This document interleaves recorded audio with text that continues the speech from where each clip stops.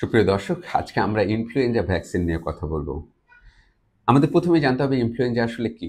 Influenza হচ্ছে একটা virus, যেটা সাধারণত হাঁচি কাশি বা ক্লোজ কন্ট্যাক্টের মাধ্যমে যার ইনফ্লুয়েঞ্জা হয়েছে তার কাছাকাছি আসলে তাহলে এই রোগটা ছড়াতে পারে। এটা আসলে কি ধরনের সমস্যা করে? আমাদের কিন্তু সবারই কিন্তু বছরে একবার দুইবার ইনফ্লুয়েঞ্জা হয়। দেখা যায় যে ইনফ্লুয়েঞ্জা হলে সাধারণত কমনলি যে উপসর্গ হয় সেটা আপার রেসপিরেটরি ট্র্যাক্টের সিম্পটম। রোগীর হাঁচি থাকে, সর্দি থাকে, কাশি থাকে, কিছু কিছু রোগীর একটু গলা ব্যথা থাকতে পারে। কিন্তু কিছু কিছু রোগী কিন্তু ইনফ্লুয়েঞ্জা নিয়ে অনেক খারাপ হয়ে যেতে পারে। দেখা যেতে পারে কি যে ইনফ্লুয়েঞ্জা থেকে নিউমোনিয়া হয়ে গেছে।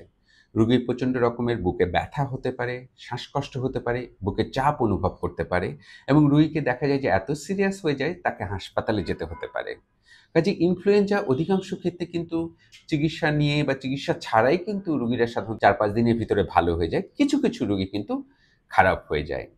কাজেই কারা খারাপ হয়ে যায় বা কারা হাই রিস্ক গ্রুপ সেটা আমাদের জানতে হবে এবং মূলত তাদেরকেই কিন্তু ভ্যাকসিন দেওয়ার প্রশ্ন আসবে।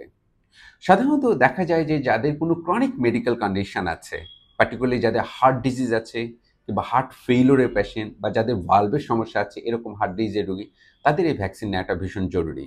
যাদের ক্রনিক লাং ডিজিজ আছে, পার্টিকুলারলি অ্যাজমা, সিওপিডি কিংবা ব্রঙ্কিএক্টাসিস বা ইন্টারস্টিশিয়াল লাং ডিজিজ, এই ধরনের ক্রনিক লাং কন্ডিশন যাদের আছে, যারা সারা বছরই চিকিৎসার ভিতরে থাকে, তাদের ক্ষেত্রে কিন্তু ইনফ্লুয়েঞ্জা খারাপ দিকে টার্ন নিয়ে নিতে পারে। তাদের এই ভ্যাকসিনটা নেওয়া উচিত। যাদের ক্রনিক কিডনি ডিজিজ আছে তাদের ক্ষেত্রেও কিন্তু এই ভ্যাকসিনটা ভীষণ রকমের জরুরি। যাদের ক্রনিক লিভার ডিজিজ আছে তাদের ক্ষেত্রেও এই ভ্যাকসিনটা নিতে হবে, কারণ তাদের ক্ষেত্রে ইনফ্লুয়েঞ্জা হলে সেটা খারাপ দিকে টার্ন নিতে পারে। আরেকটা গ্রুপ, যাদের বয়স ৫ বছরের নিচে, তাদেরও কিন্তু ইনফ্লুয়েঞ্জা নিয়ে কিন্তু মাঝে মাঝে হাসপাতালে ভর্তি হতে হয়।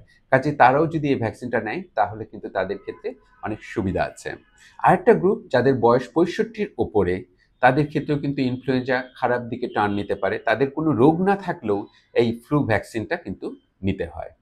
এখন এই ভ্যাকসিনটা কি ধরনের ভ্যাকসিন? এটা একটা ইনঅ্যাক্টিভ ভ্যাকসিন, যেখানে দেখা যায় যে এই জীবাণুটা আমাদের শরীরে প্রবেশ করানো হয় কিন্তু সে রোগ তৈরি করতে সক্ষম না, কিন্তু আমাদের শরীরের ভিতরে ঢুকে যেয়ে সেটা রোগ প্রতিরোধ ক্ষমতা তৈরি করতে সক্ষম। যদি এই ভ্যাকসিনের সাকসেসের কথা ভাবা হয় তাহলে স্টাডিগুলো বলে, অনেক ধরনের স্টাডি আছে, স্টাডিগুলোনের সাকসেস রেট বলেছে অলমোস্ট 70%। তার মানে ১০ জনের ভিতরে ৭ জনকে ইনফ্লুয়েঞ্জা দিয়ে ইনফেক্টেড হলে সেটা প্রতিরোধ রাখতে সক্ষম, বা তাদের যদি ইনফেকশন হয়েও থাকে সেটা সিরিয়াস ইনফেকশনের দিকে টার্ন নেবে না। এই ভ্যাকসিনটা সাধারণত বছরে একবার করে নিতে হয়, কারণ ইনফ্লুয়েঞ্জা ভ্যাকসিনটা একটু ডিফারেন্ট টাইপের। প্রতি বছর কিন্তু এই ভাইরাসটা জেনেটিক মিউটেশনের মাধ্যমে তাদের ক্যারেক্টার চেঞ্জ করে দেয়। এই জন্য দেখা যায় যে এই বছরের জন্য আপনার যে ভ্যাকসিনটা কাজ করবে, পরবর্তী বছরে কিন্তু সেটা নাও কাজ করতে পারে। এবং প্রতি বছর যেহেতু তার ভাইরাস তার চারিত্রিক বৈশিষ্ট্য চেঞ্জ করে জেনেটিক মিউটেশনের মাধ্যমে, এই জন্য প্রতি বছরই কিন্তু এই ভ্যাকসিনটা নেওয়া হয়। এই ভ্যাকসিনটা কখন নেওয়া যেতে পারে? সারা বছরই যেকোনো সময় নেওয়া যেতে পারে। কিন্তু বেস্ট টাইম হচ্ছে আমাদের দেশের প্রেক্ষাপট হচ্ছে সেপ্টেম্বর-অক্টোবর মাস। কারণ এই সময়টাই কিন্তু এই ভাইরাসটা দিয়ে কিন্তু আমরা ইনফেক্টেড হই। এবং এই ভ্যাকসিন নেয়ার পরে কিন্তু সাধারণত ৩ থেকে ৪ সপ্তাহ সময় লাগে এই ভ্যাকসিনটা পুরোপুরি কাজ করার জন্য। কাজে এই ভ্যাকসিনটা এমনভাবে নেওয়া উচিত যে সময়টা ইনফ্লুয়েঞ্জা হওয়ার টেনডেন্সি বেশি, তার এট লিস্ট ১ মাস আগে এই ভ্যাকসিনের কোর্সটা কিন্তু করে নেওয়া উচিত। এই ভ্যাকসিনের কি কোনো সাইড ইফেক্ট আছে? এই ভ্যাকসিনে বেসিক্যালি তেমন কোনো সিগনিফিক্যান্ট সাইড ইফেক্ট নাই। সাধারণত দেখা যায় ভ্যাকসিনটা দেওয়ার পরে কারো তেমন কোনো উপসর্গই থাকে না। কিছু কিছু রোগী দেখা যায় যে সামান্য অ্যালার্জিক রিঅ্যাকশন হয়, যে জায়গায় ইনজেক্ট করা হয়েছে সেখানে একটু ব্যথা হতে পারে বা একটু লাল হয়ে যেতে পারে বা একটু ফুলে যেতে পারে। কিছু কিছু রোগীর হালকা একটু জ্বর হতে পারে, শরীর ব্যথা হতে পারে, যেটা কিন্তু কয়েক ঘন্টা বা ১-২ দিনের ভিতরেই কিন্তু এটা পুরোপুরি ভালো হয়ে যায়। এবং সিরিয়াস অ্যালার্জিক রিঅ্যাকশন এই রোগীর ক্ষেত্রে ভেরি আনকমন। তবে দেখা যায় যে ১০ লাখে ১ জন বা ১ মিলিয়নে ১ জনের হয়তো কিছুটা নিউরোলজিক্যাল বা সিরিয়াস অ্যালার্জিক রিঅ্যাকশন হতে পারে। কারা নিবেন না? এই ভ্যাকসিনটা তারা নিবেন না যখন আপনি শারীরিকভাবে অসুস্থ, আপনার জ্বর, সর্দি, ঠান্ডা, কাশি আছে, সেই মুহূর্তে এই ভ্যাকসিনটা নেয়া যাবে না। তাহলে এই ভ্যাকসিনটা কিন্তু তেমন কোনো প্রোটেকশন দিবে না। এবং আমরা ভুলভাবে ইন্টারপ্রিট করব হয়তো ভ্যাকসিন দিয়ে আমরা ইনফেক্টেড হয়ে গেছি বা ভ্যাকসিন দিয়ে আমাদের এই রোগটা ডেভেলপ করেছে। আরেকটা হচ্ছে যাদের নিউরোলজিক্যাল ডিজিজ আছে, এই এই ভ্যাকসিনটার সাথে জিবিএস বলে একটা নিউরোলজিক্যাল ডিজিজ একটা রিলেশন অতীতে ভাবা হয়েছিল, কিন্তু এখন আসলে ওটাকে তেমন গুরুত্ব দেওয়া হয় না।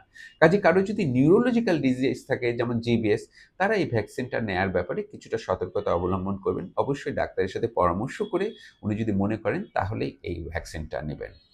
কাজেই আমরা আজকের ডিসকাশন থেকে এটা বুঝলাম কি যে এই ভ্যাকসিনটা শরীরের জন্য ভীষণ রকমের গুরুত্বপূর্ণ এবং খুব কার্যকরী একটা ভ্যাকসিন।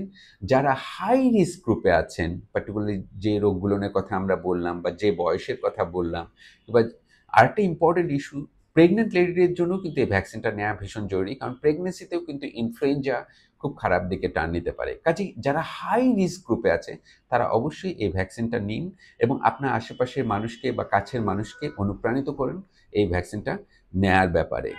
সবাই সুস্থ থাকুন, ভালো থাকুন। আল্লাহ হাফেজ।